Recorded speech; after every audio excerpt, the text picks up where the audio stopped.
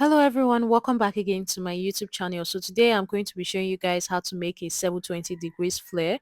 I'll be showing you how to calculate your waist measurement, how to cut your pieces out both on the actual fabric and lining, how to sew them together, and also how to iron and get your final look looking like what I have here. So if this is something you're interested in, keep on watching and let's get started.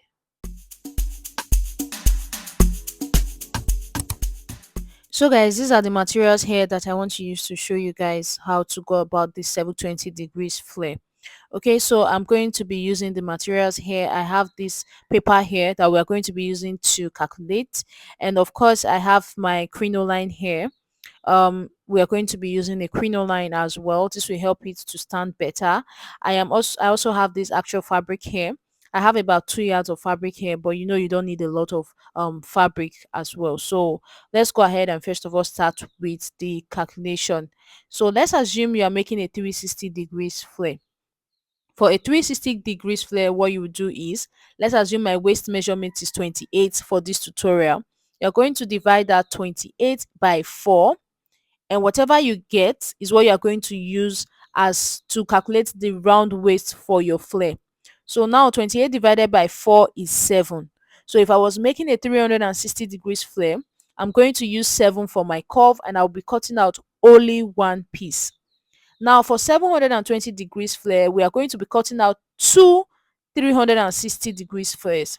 So how it goes is that this waist measurement that I have, which is 28, instead of dividing it into 4, I will divide it into 8.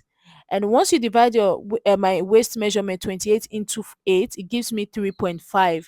So now 3.5 is half of 7. So if I'm going to be cutting out my flare, I will need to cut out two pieces. Let me run through it again. So for 720 degrees flare, you're going to divide your waist measurement by 8. So 28 divided by 8 here, which is the waist measurement I'm working with, is 3.5. So now this is what we are going to be using for the upper curve of our flare. Okay, and because this is a 720 degrees flare, I'm going to be cutting out two pieces. So now I'm going to go ahead and cut out our flare on this piece of paper here so that everybody can see it. You can see the flare is folded into two first, and then folded again to give it a fold into four places. So now this covered edge here is where you will take the upper measurement for your waist, which is this 3.5. Okay, so now because this is a 720 degrees flare, like I said before, I'm going to be cutting out two small pieces, but the upper curve here is going to be measured with 3.5 inches. Okay, so now this is the 3.5 inches point on my tape, but I'm going to be adding an extra half inch to that 3.5 inches because we need stitching allowance to be able to sew this together. Okay, you cannot just cut out exactly with your normal measurements that you have. So instead of cutting out with 3.5 inches, I'm going to be using 4 inches. The extra half inch is for stitching allowance. So now these 4 inches from this center point here, I'm going to use my 4 inches that I have to try and make like a curve C. Now this is a rough curve. Okay, so when you use this 4 inches to make a rough curve, make sure it looks like it's exactly the same thing on both sides. Create a point. So create a point like I'm doing here, like this. This method I'm using is self-taught. I don't know how other people go about this, but this is how I go about it. Now from this center point here, I'm going to measure to this new point I just got. So this new point I just got, the measurement I have there, I'm going to use it to create a curve all the way around. So I think I got about 2.5 inches. So I'm using that 2.5 inches to make a curve all the way around from the center point. So I'm going to go ahead and do this until I get to the other end of the paper. So this area I'm cutting out now is the waist area, because this peplum we are actually making is around the waist, because I divided my waist measurement. That means this peplum is going to be placed around the waist. So this area I'm cutting out now is going to be the area around the waist. Okay, so I just make this curve around, as you can see, and I am measuring to see if it's exactly 4 inches. And what I had is not up to 4 inches yet. I just have a little inches to add. So I just went out a little bit after that line and drew a new line. This is just about Very small. It's just a very small line after the one I had before. This is just to make sure that I get that 4 inches that I need my curve to be. So I'm just going to go ahead and just draw this around like this. And now I'm going to measure the new line to be sure if it gets to the 4 inches that we are looking for now. So once I measure this, I realize, okay, it's now 4 inches, and that is just perfectly okay. So now from this point, we are going to measure the length we want our flare to be. Okay, the one length you want the peplum to be, and this depends on how long you want it to be and where you are placing it. Okay, so for me, I want mine to be about 7 inches. So from the new line I created at the top, I'm measuring down to, I think, the 7 inches point here. So from here, I'll measure down 7 inches. Now, if you want yours to be longer, you can go down by 10 inches, 8 inches. It depends on what you want. But make sure that you're taking that measurement from the first curve that you have at the top, not from the top of your paper. You can see what I'm doing here. So I'm using these 7 inches points to just mark all the way across, as you can see. So when you're making these curves, I would advise that you're a little bit patient with it. Don't be too fast so that the curves will not be looking weird and some will not be longer than the other. Make sure you are following the same measurements you are using. It must be the same measurement around for everything to curve perfectly. So now I'm just going to use my marker to trace out the line I'm using at the top and the one under, and then I'm just going to go ahead and cut it out. So I'll cut this area out, and I'll also go ahead and cut out the bottom part. So this is my flare. This right here is a 360 degrees flare. Okay, now we are going to be cutting out two of these to give me my 720. 360 plus 360 is going to give you 720. Okay, so now I am going to go ahead and place this on my fabric, and I'm going to go ahead and cut it together. Remember, I said I'm going to be cutting out two pieces, so you have to take note of these tiny things I'm trying to explain. So I'm going to fold my fabric into four again, just like I did on the paper, and I'm going to make sure everything is going to be enough. I'll iron it out, as you can see, to make it straight. That way to be easier for you to work with. Now, this is the folded edge. This is where you place the smaller part of your curve. Make sure you don't make that mistake. So I'll place my curve and my flare here like this. So the smaller part goes to the folded edge, and I'm just going to go ahead and pin it in place. So now that I'm done pinning it in place, I'm going to cut it out, but I'm not going to be cutting very exactly where my pattern paper is. I'm going to be cutting about ½ inch away from each side. This is because we need stitching allowances to join this to our dress that we are making, and also to join it at the ends. So you can see what I did here. I added ½ inch stitching allowance to this side and this side, so you need to do that. So I went ahead to cut out the two pieces that I said. So now I have two, because I told you guys I was going to cut out two. So this is one, and this is the second one. Now for my lining pieces as well, I did exactly the same thing. I cut out one and then two.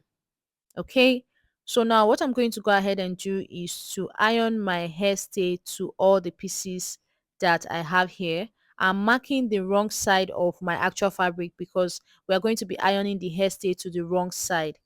So the amount of hairstay I have available right now is not going to be enough to go around all the four flares. So I decided to just iron my hairstay only to the black lining, because the lining is not as strong as the actual fabric right now.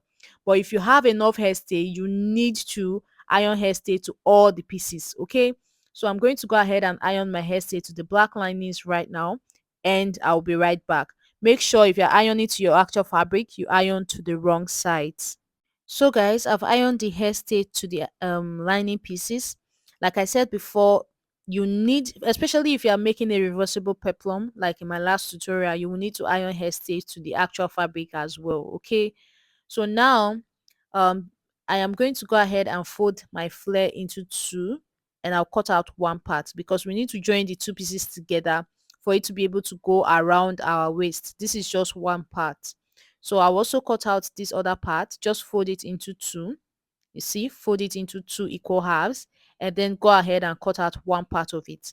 So once you have done this, This is a 360, the other one is a 360, altogether 720. So you need to just join the two of them together to become one. So I'll just place them together right sides facing each other, and I'll go ahead and pin it down on this side. So I'm going to go ahead now and stitch it down here. So just by pinning it down now, you can see that I already have a full flare. You can see what it's looking like. I have not even stitched it down and it's looking like this. So this is what your 720 degrees flare will look like when you join it together here. I will do the exact same thing for my lining. So guys, I have stitched it down here and I've ironed my seam open. It's actually very hard to see where I stitch it down now because of the nature of my fabric, but I've made the stitch here. I have also gone ahead to do the exact same thing on the lining, so the lining will show us exactly, because it shows better on the lining where I've stitched it down. So you can see it here. I've stitched it down on the lining as well. So now we are going to go ahead and join these two pieces together. In my last tutorial, I made a reversible peplum, and the flare was reversible. So I also made a curve around the front area. If you want to make a curve, it's very simple. It's just to fold your flare into two like I've done here, and from the open edge you go ahead and make whatever curve you want to make on your flare. So but this one is a full flare. I don't want to make any curve here. And again, if you are making a reversible peplum, you're not going to be adding a crinoline. You're just going to go ahead and stitch the two pieces together. You will not add crinoline. In my last tutorial, you will see that I didn't add any crinoline to that. But since this is not a reversible peplum that I'm making here, this is just a simple 720 degrees flare. I don't want it to be reversible. I'm going to go ahead and place my fabric and my lining together, right sides facing each other, and I'm going to be adding a crinoline. Remember, if you want your flare to be reversible, don't place a crinoline. Now I'm going to be placing my crinoline on top of the lining, and I have my hemming gum here. The hemming gum is optional, but if you have it, it actually gives your flare a very good look. So you place your fabric down first, you place your lining second, right sides facing each other. Then you place your crinoline on top of your lining, and then if you have a hemming gum, you place your hemming gum on top of it as well. And you're going to head over to the sewing machine and stitch everything around, all the way around your flare in this manner. Your actual fabric, your lining, your crinoline, and then your hemming gum. You're going to go ahead and use this to stitch all the way around. So this is me doing the exact same thing I'm trying to explain on the sewing machine. So it's very easy. I've placed all of them, I've arranged them in place, and I'm just going ahead to stitch it down. Okay, so when you're doing this, make sure that you don't stretch the crinoline in any way, so that it's not looking weird by the time you are trying to iron it down. It will not be making your flare not to look nice. Just place it as it goes, don't stretch anything. Okay, so go ahead and stitch this all the way around. So guys, I am done stitching it down now, and you can see what I have here. So you can see how it's already having really nice curves even before we finish this up. I had a little excess on the lining after I was done joining my flare. This is nothing serious. We can easily cut this off by the time we are done. So now I am going to go ahead and make a top stitch on my crinoline. So I'll just push all the stitching allowance that I have here towards the lining. So just push everything towards the lining, and I'm going to go ahead and make a top stitch towards the lining part. So I'll go ahead and do this all the way around as well.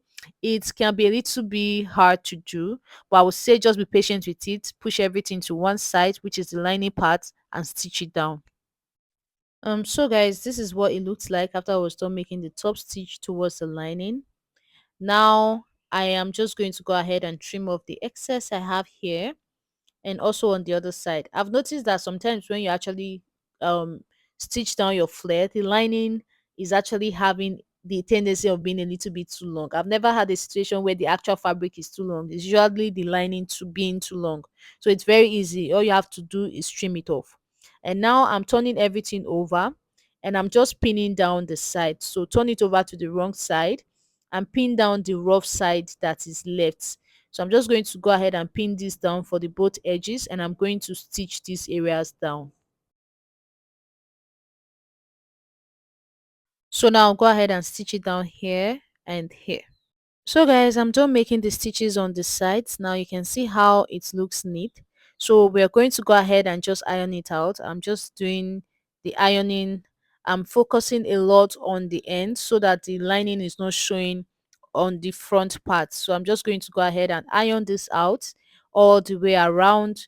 And of course, I will turn it over to the lining part as well. Iron it out. Just iron it very carefully.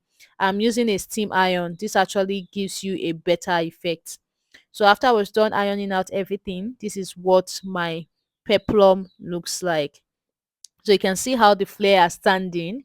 This is because it's not even standing well right now because this is a flat surface. I'm going to put it on my body form now for you guys to see.